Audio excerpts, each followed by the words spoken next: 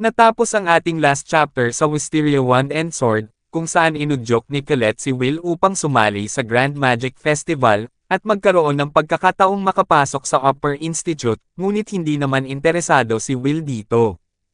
Ipinakilala din ang mga tatlong bagong karakter na may mahigit na 10,000 credits, at ang isa sa kanila ay nakaaway ni Will, at ito ay si Julius Rinberg. Hinamon ni Julius si Will na sumali sa gaganaping Grand Magic Festival, upang mapahiya niya ito sa maraming tao, habang hindi naman ito inatrasan ni Will. Ngayon natin nang simulang talakayin ang susunod na chapter ng Wisteria Wand and Sword, at ito ay ang chapter 6.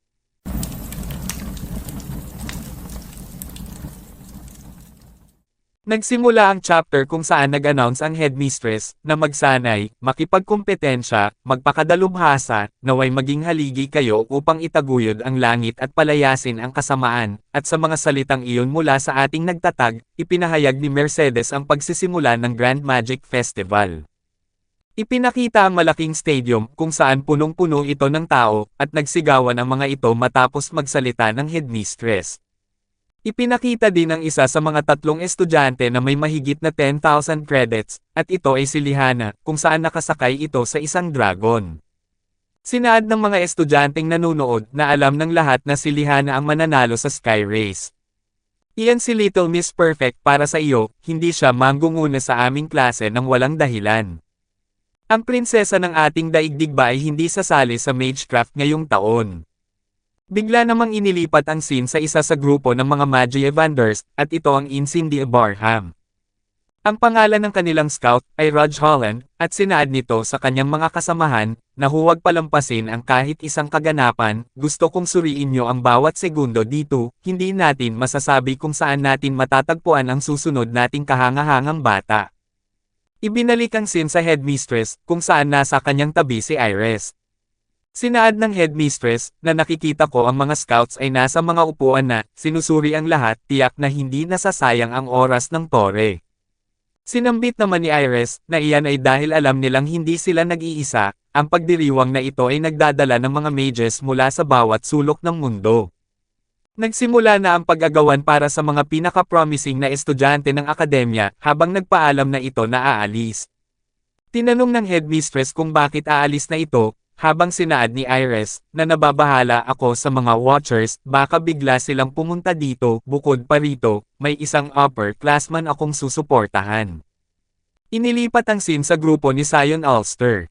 Sinaad ng kanyang mga kasama sa kanya, na good luck sa Crown Attack Sion, maaaring hindi kami nakapasa, pero susuportahan ka namin. Sinaad naman ni Sion, na oo, kilala niyo ako, hindi ko kayang biguin ang isang babae sa kanyang gusto. Ipinakita na kinausap ni Colette si Sion bago pa mag-umpisa ang Grand Magic Festival. Sinaad ng dalaga na ayaw kong itanong ito sa iyo, ngunit ikaw lang ang maaari kong lapitan, maaari ka bang sumali sa aming grupo?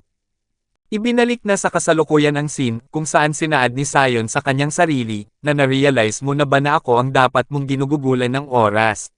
Sa pagitan ko at ng walang silbi na si Will, ako ang malinaw na pagpipilian. Nagulat namang bigla si Sion, dahil ano daw ang ginagawa ni Will dito, habang kasama niya si Colette. Nakita ni Colette si Sion at sinaad, na humingi ako ng pabor sa iyo na sumali sa aming grupo diba? Para makapasok sa Crown Attack, ay kailangan na may 21,000 credits ang isang grupo. Kaya humingi ako ng pabor sa iyo na sumali sa amin, upang makalahok si Will sa kompetisyon. Sinabi ni Will, na pasensya na at nasangkot ka Sion. Ikinagalit ni Sion nang napagtanto niya na makakasama niya si Will at sinaad, na nagbibiro ka ba? Bakit ko kailangan makipagtulungan sa walang talento na iyan?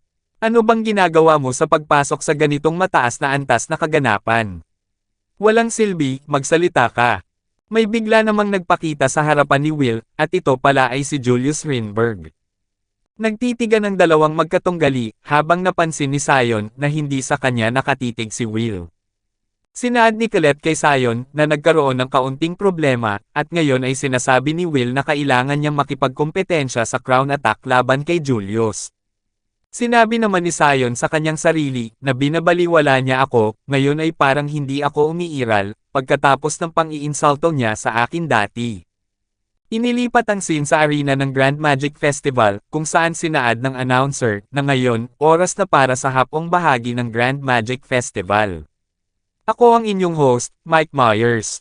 Ang color commentary ay ibibigay ng pinakakinamumuhian na propesor. Siya'y mapaghiganti at tuso. Siya ang Dark Serpent na sa imahinasyon ng kanyang mga estudyante, paulit-ulit silang sinaktan gamit ang kanyang wand. Ito si Professor Edward Serpens.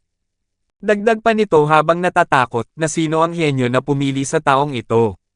Paano ko ba gagawin ang commentary na kasama ang serpent sa tabi ko?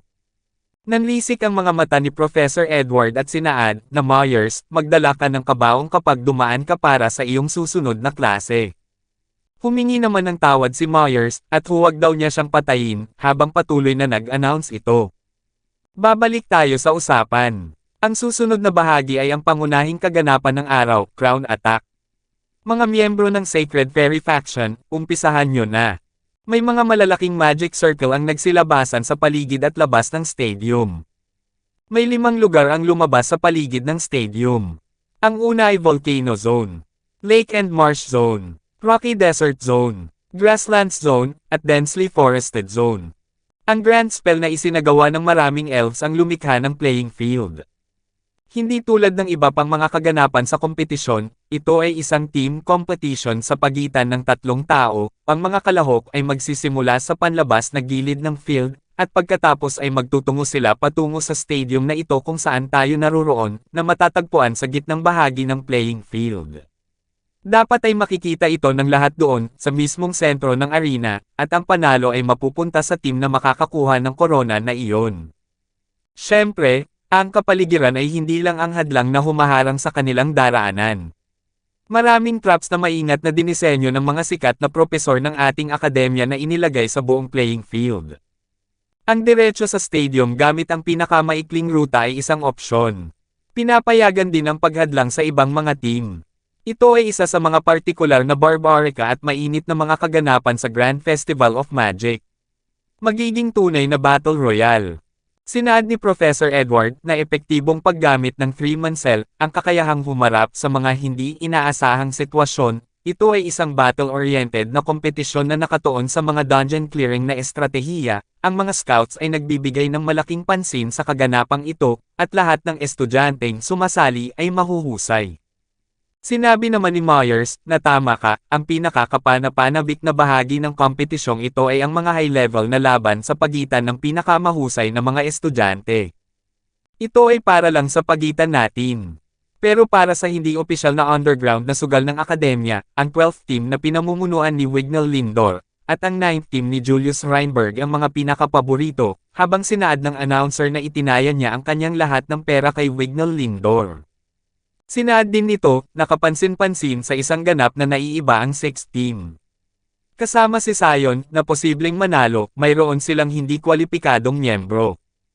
Pinagtawanan naman ng 3 estudyante si Will at sinaad nila na ano bang iniisip ng taong iyon sa pagpasok sa Crown Attack.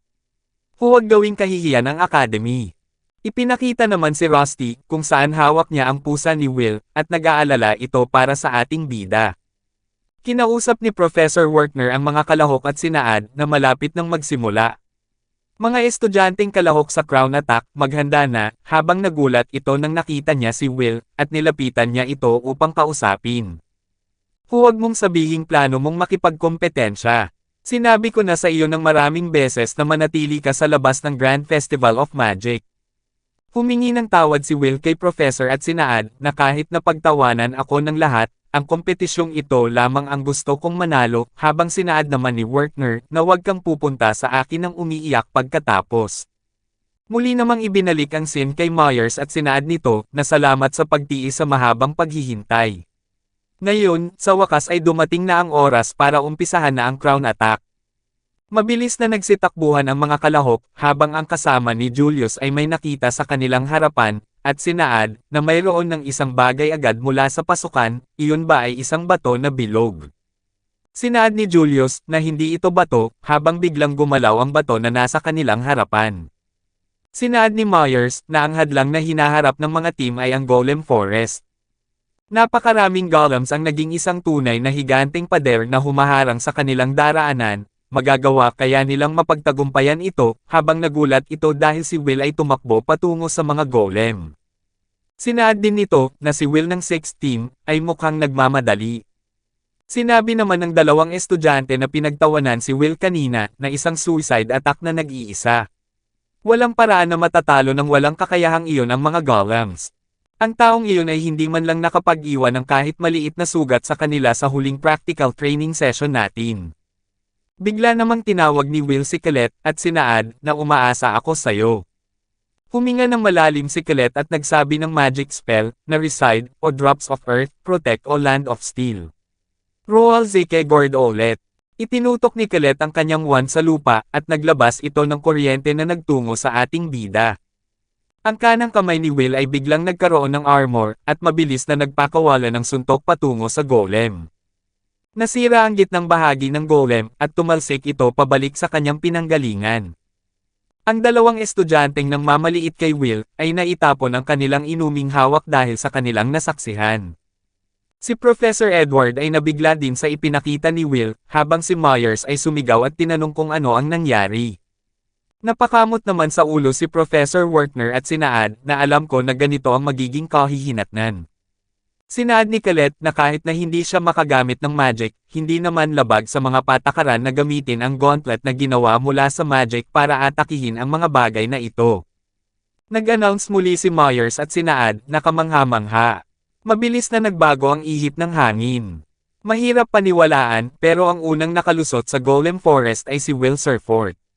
Dito na natatapos ang Chapter 6 ng Wisteria Wand and Sword. Paki-like and follow naman po ng ating Facebook page, nasa description po yung link.